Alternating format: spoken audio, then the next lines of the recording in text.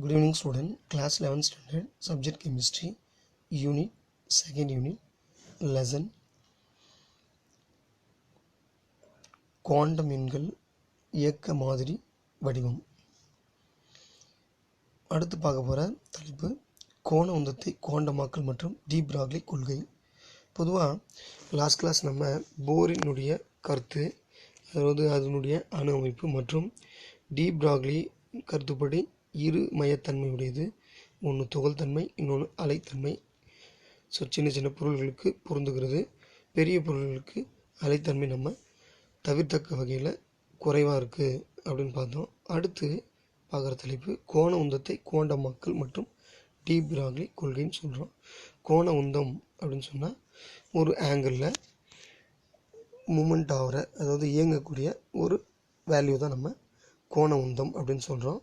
இதை D Broglie கொள்கையோடு தொடர்புபடுத்தி இங்கே கான்செப்ட் கொடுக்குறாங்க. பாருங்கள், வரையறைப்படி டி பிராக்லி கொள்கைப்படி அணுக்கருணை சுற்றி வரும் எலக்ட்ரானானது துகள் மற்றும் அலை ஆகிய இரண்டு பண்புகளையும் பெற்றுள்ளது. பொதுவாக டி பிராக்லி அதான் சொன்னார், எலக்ட்ரானுக்கு ரெண்டு பண்பு இருக்குது. ஸோ அணுக்கருவை சுற்றி வரும்போது இந்த ரெண்டு பண்பையும் காட்டக்கூடியதாக இருக்கும். எலக்ட்ரான் அலையானது தொடர்ச்சியாக அமைய வேண்டுமெனில் எலக்ட்ரான் சுற்றி வரும் வட்டப்பாதையின் சுற்றளவானது அதன் அலைநீளத்தின் முழியின் மடங்காக இருக்க வேண்டும். பொதுவாக எனர்ஜி லெவல் சீராக இருக்கணும்னா அதனுடைய வேல்யூ ஹோல் நம்பர், அதாவது முழியினுடைய அடுத்தடுத்த வேல்யூவாக மடங்காக அமையணும். அவ்வாறு இல்லாத நிலையில் எலக்ட்ரான்களின் தொடர்ச்சியற்றதாக இருக்கும். ஸோ விட்டு விட்டு இயங்கக்கூடியதாக இருக்கும் அப்படின்னு சொல்லியிருக்காங்க. எனவே வட்டப்பாதை ஆர்பிட் அப்படின்னு சொல்கிறோம் இல்லையா, அதனுடைய சுற்றளவு பார்த்திங்கன்னா என் லேம்டா. ஸோ என்னன்றது வட்டப்பாதையினுடைய எண்ணிக்கை. முதல் வட்டப்பாதை n = 1, ஸோ n = 1 2 3ன்னு சொல்லலாம்.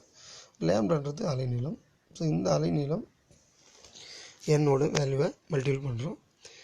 அடுத்து இது எதை பொறுத்துருக்குன்னா, பொதுவாக ஒரு ஆர்பிட்டால், அதாவது வட்டப்பாதை பார்த்திங்கன்னா 360 டிகிரின்னு சொல்லுவோம். அதை 2 × 180 டிகிரியாக கன்வெர்ட் பண்ணி அது ரேடியஸை பொறுத்து இருக்குது. ஏன்னா எவ்வளோ தூரம் ரேடியஸோ அதுக்கேற்ற லேம்டா கிடைக்கும். தேர்ஃபோர் 2πr = n லேம்டான்னு சொல்கிறோம். நம்ம ஏற்கனவே lambda value de Broglie equation படி h/mன்னு நமக்கு தெரியும். அந்த வேல்யூவை நாங்கள் இங்கே சப்ஸ்டியூட் பண்ணுறாங்க. ஸோ சப்ஸ்டியூட் பண்ணதுக்கப்புறம் மாற்றி அமைக்கிறோம். என்ன வேணும் நமக்கு? கோண உந்தம் வேணும் இல்லையா? கோண உந்தத்துக்கு உண்டான ஃபார்முலா எம்விஆர். ஏற்கனவே போர் மாடல்ஸில் பார்த்தோம். ஸோ அப்போ எம்விஆர் வேணும்னா 2π இந்த பக்கம் கொண்டு போகிறோம். ஸோ இந்த பக்கம் கொண்டு போனால் டிவைட் ஆகும். எம்வி இந்த பக்கம் வரும்போது மல்டிபிள் ஆகும். Therefore MVR NH/2π. ஸோ இதான் கோண உந்தம்னு சொல்கிறோம். மேற்கொண்ட சமன்பாடு போர் என்பவரால் ஏற்கனவே கண்டுபிடிக்கப்பட்ட ஒன்று. எனவே போர் கொள்கையும் டி பிராக்லியும் ஒன்றுக்கொன்று உடன்படுகின்றன. ஸோ ரெண்டுமே ஒத்து போகின்றது அப்படின்னு சொல்லியிருக்காங்க. அடுத்து பொதுவாக இந்த வேவ் கேரக்டர்ஸ் எலக்ட்ரான் இருக்குன்றத கான்செப்டாக கொண்டு வராங்க. பொதுவாக நம்ம சின்ன கிளாஸில் எலக்ட்ரான் அணுக்கருவை சுற்றி வருதுன்னா ஒரு வட்டப்பாதை போட்டு எலக்ட்ரானை ஃபில் பண்ணும் இல்லையா, அதுதான் இந்த கான்செப்ட் கொடுத்துருக்காங்க. ஆக்சுவலாக இது தவறானது. எலக்ட்ரான் சீரான வட்டப்பாதையில் சுற்றுறதே கிடையாது. அது உள்ளே இருக்கிற அணுக்கருவை பொறுத்து எலக்ட்ரான் ஈர்க்கப்படும், திரும்ப விலகப்படும். ஏன்னா ஒரே மாதிரி ஒரு பொருளை ஈர்த்து நியூக்ளியரில் பெற முடியாது. ஸோ கொஞ்சம் ஈர்க்கும், அதே நேரத்தில் விலக்கணும் ஏற்படும். ஏன்னா எலக்ட்ரானுக்கு விலக்கிற பண்பு இருக்குது. ஸோ இந்த மாதிரி மாறி அமைகிறதுனால எலக்ட்ரான் கிட்ட வர மாதிரியும் திரும்ப தொலைவில் போகிற மாதிரியும் மாறி மாறி உருவாகும். ஸோ உண்மையான எலக்ட்ரான் மூமெண்ட்டு இங்கே போட்டிருக்கிற அந்த டாட் தான். நாம் அதிகபட்ச நிகழ்தகழ்வாக இருக்கிறதுனால என்ன பண்ணுறோம், கிட்டாத வட்ட செயலாக போட்டிருக்கோம். ஏன்னா அதிகபட்சம் இந்த வழியாக தான் இந்த எலக்ட்ரான் நகருதுன்றது நம்ம குறிக்கிறோம். ஸோ n = 3 தேர்ட் ஆர்பிட்டாலில் இருந்துச்சுன்னா அதனுடைய இந்த வேல்யூ 3 வேல்யூவாக அமையக்கூடியதாகும். 4 இருக்கும்போது 4 வேல்யூவாக அமையக்கூடியதாகும். அதே போல் 5 என்னும்போது 5 வேல்யூ ஆகும். 6 என்னும்போது 6 டைரக்ஷனில் இன்வால்வ் ஆக முடியும். என்னுடைய திசையில் என்ன பண்ண முடியும், நகர்வு இருக்குன்றதை சொல்லியிருக்காங்க. அடுத்து டேவிஸ் அண்ட் ஜெர்மர் சோதனை. எலக்ட்ரானின் அலைத்தன்மையானது டேவிஸ் அண்ட் ஜெர்மரால் சோதிக்கப்பட்டது.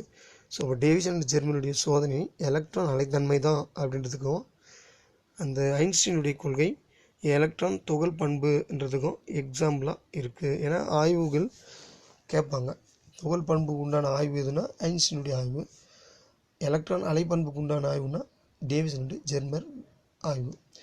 ஸோ அதன்படி பார்க்கும்போதுங்க இவர்கள் நிக்கல் படிகத்தின் மீது முடுக்கிவிடப்பட்ட எலக்ட்ரான்களை விழ செய்து விளிம்பு விளைவினை பதிவு செய்தனர். ஸோ ஸ்க்ரீனில் திரையில் விளிம்பு விளைவு வளைவாக ஏற்பட்டது. இது எக்ஸ்கதிருடைய விளிம்பு வளைவு போல இருக்கிறதுனால இது அலைப்பண்பு தான் எலக்ட்ரான் பெற்றிருக்கின்றதை ஓரளவுக்கு உறுதிப்படுத்த முடியுது. எலக்ட்ரான் அலைத்தன்மை உடையது என்ற கண்டுபிடிப்பானது எலக்ட்ரான் முன்னோக்கி. இது இல்லாமல் இப்போ இன்றைக்கி நிலையில் இருக்கிற பல்வேறு அதாவது டெவலப் ஆன மேம்படுத்தப்பட்ட தொழில்நுட்பங்களை பயன்படுத்தும் போதும் குறைந்த ஆற்றல் எலக்ட்ரான் விளிம்பு வளைவு உட்பட்டு அலைப்பண்பு காட்டுகிறதுன்னு சொல்லுது. அடுத்து ஹெய்சன்பர்க் நிச்சயமற்ற தன்மை கோட்பாடு கொண்டு வரோம். பொதுவாக இந்த நிச்சயமற்ற தன்மை கோட்பாடு எதுக்குன்னா எலக்ட்ரான் ஒரு இடத்துல இருக்குது, அது இயங்கிக்கிட்டு இருக்குன்னு சொல்லிட்டோம். அந்த இயங்குகிற தன்மையும் அதனுடைய இடத்தையும் ஒரே நேரத்தில் சொல்ல முடியாது, துல்லியமாக அளவிட்டுன்றது தான் இந்த நிச்சயமற்ற தன்மைக்குண்டான கான்செப்ட். ஸோ அது வந்து ஹெய்சன்பர்க்ன்ற சயின்டிஸ்ட் சொன்னார். பாருங்கள், பருப்பொருளின் இயல்பு தன்மையானது நுண்துகள் ஒன்றின் நிலை மற்றும் உந்தத்தை ஒரே நேரத்தில் கண்டறிவதில் வரம்பினை ஏற்படுத்துகிறது. இதன் அடிப்படையில் ஹெய்சன்பர்க் தனது நிச்சயமற்ற தன்மை கோட்பாட்டை உருவாக்கினார். கோட்பாடுபடி நுண்துகள் ஒன்றின் நிலை மற்றும் உந்தம் ஆகிய இரண்டினையும் ஒரே நேரத்தில் துல்லியமாக கண்டறிய இயலாது.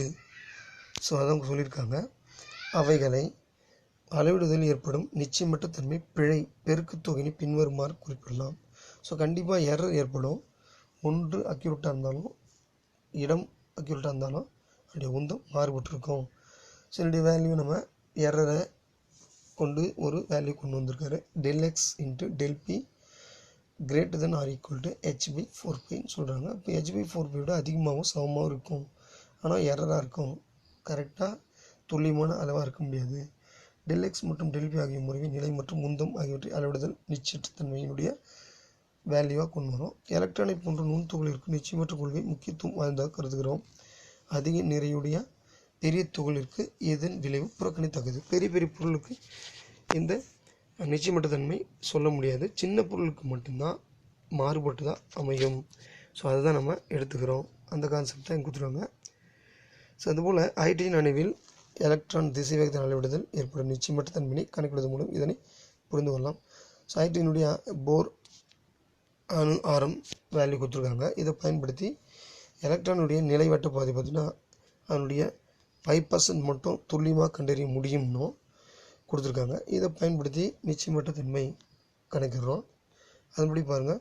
ஸோ 5% தான் வந்து பார்க்கக்கூடிய வாய்ப்பு இருக்குன்னா அதனுடைய ஆரத்தை பொறுத்து 100க்கு 5% ஆட் பண்ணும்போது ΔX பொசிஷன் சொல்கிற இடம் 2.645 கிடைக்குது. இதனுடைய வெலாசிட்டி நம்ம கால்குலேட் பண்ணுறோம். நிச்சயமற்ற தன்மையினுடைய கோட்பாட்டுப்படி ஃபார்முலா கொடுத்துட்டாங்க. அந்த ஃபார்முலாவில் ΔX ΔP இருக்குது. ΔX என்னன்னு கண்டுபிடிச்சிட்டோம். அந்த வேல்யூ சப்ஸ்டிட் பண்ணால் ΔPன்றது மொமெண்டம் சொல்லுவோம், கோண உந்தம். கோண உந்தத்துக்கு ஃபார்முலா MVன்னு சொல்லுவோம். எம்ன்றது எலக்ட்ரானுக்கு சேம் தான், அதனால் நம்ம சேஞ்சஸ் ஆகாது. ஆனால் வெலாசிட்டி மட்டும் மாறக்கூடியது இல்லையா, அதனால் ΔVன்னு சொல்கிறோம். இப்போ இந்த வேல்யூ எங்கே சப்ஸ்டிட் பண்ணோம்னா ΔX × M × ΔV greater than or equal to h/4π. இப்போது நமக்கு தேவையானது ΔV தான், ஏன்னா அதான் கண்டுபிடிக்க போகிறோம் வெலாசிட்டி.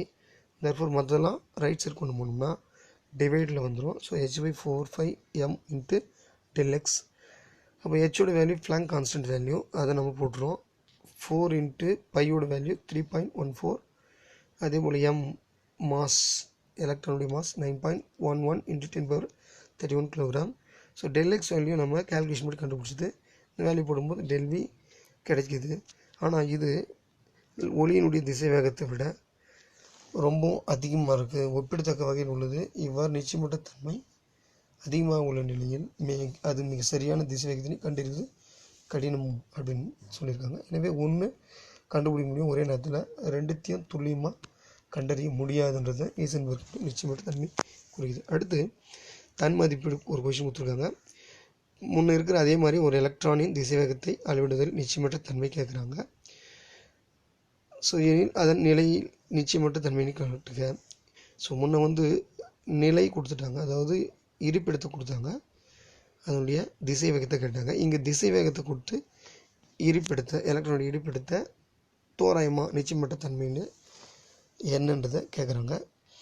ஸோ இதை ஒர்க் அவுட் பண்ணி பாருங்கள். சந்தேகம் இருந்தால் இண்டிவிஜுவலாக வாட்ஸ்அப் பண்ணுங்கள். Thank you. See you next class.